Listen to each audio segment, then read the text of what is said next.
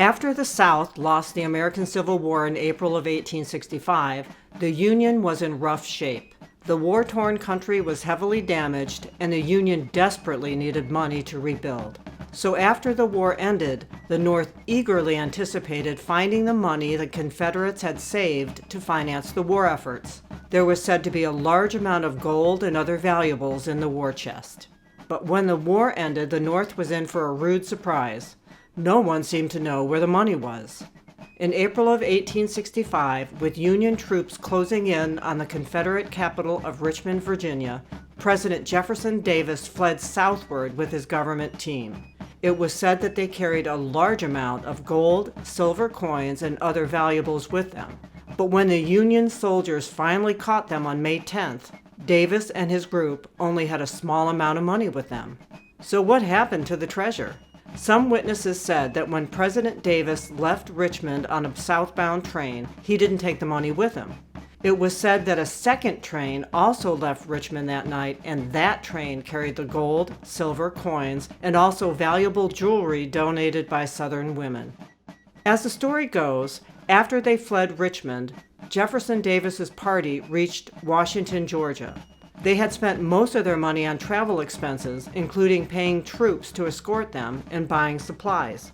They also carried about $450,000 in gold from a Richmond bank, but they didn't spend that money since it didn't belong to the Confederate government. They deposited that gold in a Washington, Georgia bank for safekeeping. On May 4th, with the Union soldiers still hot on their trail, Davis and several officials still with him decided to disband the government, and they gave the remaining $86,000 they had with them to two Confederate Navy officers that were supposed to take the money to England, but it never got there. It's believed that one of the Navy officers, Captain James Semple, spent it on a love affair along with a failed plot to start a war between England and the United States. After Jefferson Davis was captured, the Union troops took the $450,000 in gold from the Washington, Georgia bank and loaded it on wagons under the custody of U.S. government officials. But on the night of May 24th, when they stopped in Lincoln County, Georgia, armed men on horseback invaded their camp and carried off most of the gold. U.S. government soldiers were eventually able to find only about $140,000 of the $450,000 worth of gold. What happened to the rest is a mystery. Some say that the gold and silver from the treasury was divvied up and buried by large landowners in the Confederacy, waiting for the time that the South would rise again.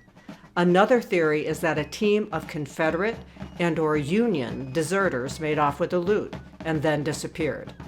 As time passed, the stories grew and it was hard to tell fact from fiction.